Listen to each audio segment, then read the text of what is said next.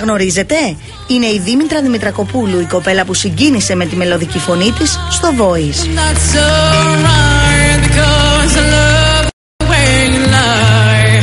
Λέγομαι Δήμητρα Δημητρακοπούλου και είμαι ιδιωτική υπάλληλος. Κι όμως τη Δήμητρα κάπου την έχουμε ξαναδεί. Πριν από 3 χρόνια είχε κάνει και πάλι την προσπάθειά της να μπει στο χώρο του τραγουδιού, αυτή τη φορά στο Greek Idol. It's so bad, but that's me. What goes around, comes around, you will see. Τότε στην κριτική επιτροπή ήταν ο Πέτρος Κωστόπουλος, η Έλλη Κοκκίνου και ο Κώστας Καβετανίδης. Δήμητρα, έχω μια ερώτηση να σου κάνω. Για ποιο λόγο είσαι τόσο κιλά? Παίζει ρόλο το ψυχολογικό. Εγώ στεναχωριέμαι. Αλλά έχεις μια πολύ ωραία φωνή, είσαι συμπαθέστατη. Αν χάσεις κάποια κιλά, η ψυχολογία σου θα ανέβει. Με το που σε είδα ήθελα να σου πω όχι από την αρχή. Και μετά η φωνή σου με κάνει να πω ναι.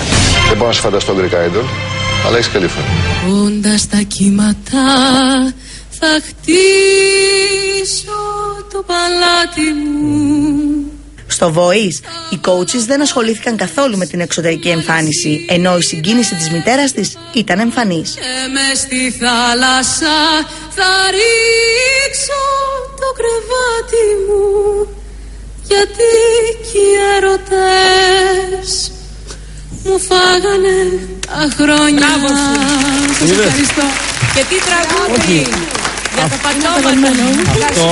Καταπληκτικό. Η φωνή δεν διαλέγει, δεν της άμαθα πάνω. Το ταλέντο δεν διαλέγει, δεν της άμαθα πάνω.